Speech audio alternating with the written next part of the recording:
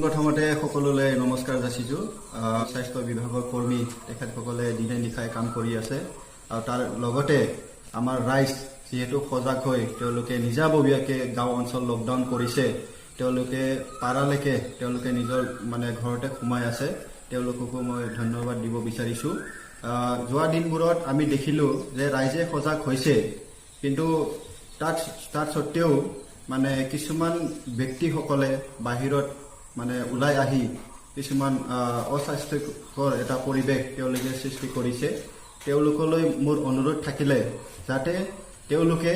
তেওঁলোকৰ স্বাৰ্থ সিদ্ধি কৰাৰ নামত যাতে বৃহৎ পপুলেশ্যনত যাতে এই সংকটটো কঢ়িয়াই নানে সেইকাৰণে তেখেতসকলৰ কাৰণে মোৰ ৰিকুৱেষ্ট থাকিলে আৰু যেহেতু আমি দেখিছো আমাৰ যুৱকসকল বা আমাৰ ৰাইজ তেখেতসকলে সোশ্যাল মিডিয়াত যথেষ্ট ইনফৰমেশ্যনখিনি পাইছে কি ধৰণে সাফাই বা কি ধৰণে সাফ থাকিব লাগে তেওঁলোকে ইনফৰমেশ্যনখিনি পাইছে লগতে তেওঁলোকে গ্ৰুপত ভিডিঅ'বিলাক শ্বেয়াৰ হৈছে তাৰো লগতে কিছুমান উৰা বাতৰিও আহিছে তো সেইকাৰণে আমি সজাগ হোৱাটো খুবেই দৰকাৰ যে কোনোবা ক'বৰ পৰা আহিছে তেওঁলোক বাহিৰত সংক্ৰমণ হৈ আহিছে নে নাই প্ৰকৃত তথ্য নোপোৱাৰ আগতে যাতে ৰিউমাৰ বা উৰা বাতৰিটো যাতে তেওঁলোকে স্প্ৰেড নকৰে সেইটোৰ কাৰণে মোৰ পৰা আহ্বান থাকিলে আৰু ৰাইজে যিহেতু এই কৰোনা মহামাৰী যেহেতু আমাৰ সমাজত এতিয়া খুব বিপদ কঢ়িয়াই আনিছে ৰাইজে খুব ষ্ট্ৰং হৈ আছে আৰু ৰাইজে যাতে প্ৰশাসনে যিটো নিৰ্দেশ জাৰি কৰিছে 21 দিন যিটো লকডাউন সেই গোটেই কাৰ্যসূচীটো যাতে ৰাইজে চালি জাৰি চাই বুজি নিজৰ সেফটি আৰু সিকিউৰিটি লগতে ফেমিলি সোসাইটি আমাৰ সকলোৰে যাতে মংগল কামনা কৰি তেওঁলোকে ঘৰৰ ভিতৰতে থাকে এটো মোৰ পৰা এটা ৰিকুৱেষ্ট জনালো আৰু যেহেতু আমি নিখিল বড়ো ছাত্ৰ সন্থাৰ অজীৱন ভলান্টিয়াৰ হিচাপে আমি দিনে নিশাই আমি মনিটৰ কৰি আছো আমিও নিজে সেই যিটো লকডাউন আমি নিজে মানি চলি আছো আৰু তাৰ ওপৰত আমি চুকা দৃষ্টি ৰাখিছো যিসকলে অসামাজিক কামত লিপ্ত হৈছে কিছুমান ৰিউমাৰ স্প্ৰেড কৰিছে যিসকলে এইটো লকডাউনৰ সুবিধা লৈ কিছুমান ইলিগেল কামবিলাক তেওঁলোকে কৰিব বিচাৰিছে তেওঁলোকক যাতে আইনে উচিত শাস্তি দিয়ে সেইটো কাৰণে আমাৰ ফালৰ পৰা এই আহ্বানটো থাকিল আৰু যেহেতু এই লকডাউন যেহেতু আমি এতিয়াও আমাৰ অসমত 0 কেছ ডিটেক্ট হৈছে এতিয়ালে কোনো কৰোনাৰ কেছ তেনেকুৱা পজিটিভ ৰিজাল্ট আমি পোৱা নাই খুব সুন্দৰ কথা খুব ভাল কথা আমাৰ কাৰণে সমাজৰ কাৰণে আমাৰ অসমৰ গোটেইখিনি ৰাইজৰ কাৰণে ভাল এটা কথা আৰু স্বাস্থ্য বিভাগে যিটো ইনিচিয়েটিভ লৈছে তেওঁলোকে দিনে নিশাই কাম কৰাটো আমি খুব দেখিছো সেইটো কাৰণে তেওঁলোকক আমি প্ৰশংসা কৰিছো আৰু তাৰ লগতে সকলো ৰাইজ জাতি ধৰ্ম নিৰ্বিশেষে যাতে একগোট হৈ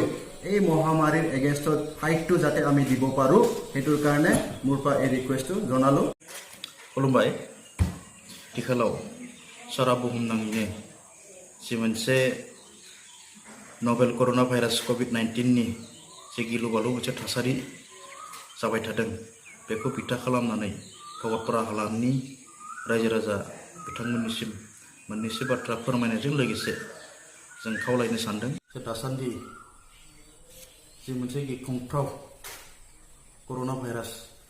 बेयो सारा भारत नाङैनो गोसारदों आरो बेयो मोनसे सन्देरग्रा बेराम तो बेनिफ्राय जों रैखा मोननांगोन बेनिफ्राय जों बासिना थानो नाजानांगोन तो ओंखायनो जों थांनाय 23 मार्च खालाराव भगतपारा दख'रा बर' फरायसा आफादनिफ्राय अलरेडि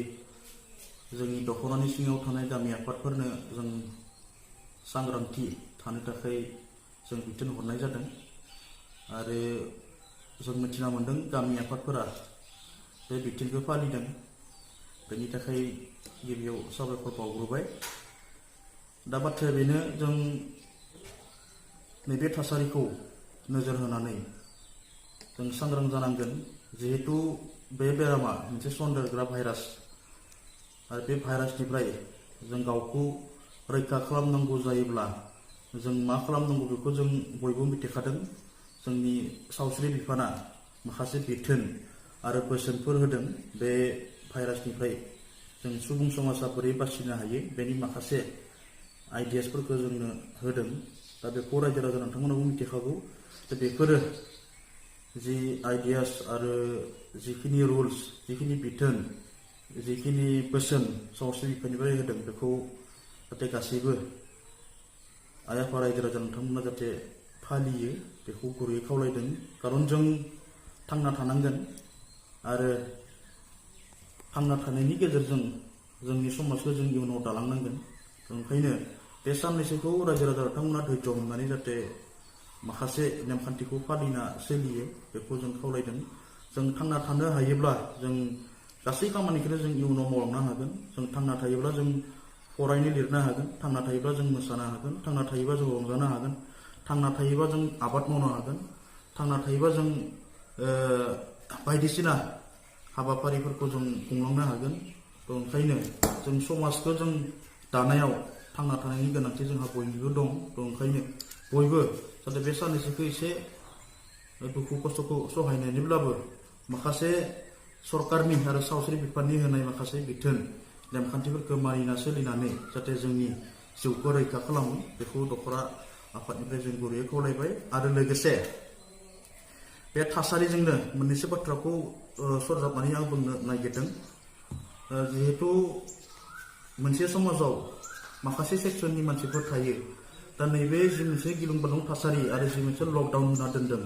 दा नैबे थासारिखौबो सोरबा सुबिदा बायदि बा दुथां मानसिफोरा सुबिदा लानानै गाज्रि खामानि जाहाथे मावनो हायाथों बेनि थाखायबो जोङो पुलिस बिफानजों जों सावरायदों अलरेडि जों उदालगुरि पुलिस एसपि आरो लोगोसे दरं एसपिजों सावरायखादों बे माखासे भाइरासनि अनगायैबो माखासे थासारिखौ जाहाथे नोजोर होयो जाहाथे जोंनि हालाम जोंनि गामिफोराव जाहाथे सिखाव सिथोब जायाथों बायदिसिना गाज्रि जाथाया जाहाथे जायाथों बेनि थाखाय पेट्रलिं होनो थाखाय जों एसपि बिथांमोननाव खावलायनाय लेखायै जों दासान्दि पेट्रलिं होनायखौ जों नुनो मोन्दों ओंखायनो रायजो राजाया जास्ट जाहाथे हुसियारि थायो आरो दासान्दि पुलिस बिफाना जिबायदि एक्सन लादों बेखौ रायजो राजाया नोंथांमोना ससियेल मिडियानि गेजेरजों मिथिखादों ओंखायनो जाहाथे जानला मानला ओंखारनानै रुल्सखौ ब्रेक खालामनानै जाहाथे रायजो राजाया ओंखारनानै जाहाथे पुलिसनि जाहाथे साजाखौ जाहाथे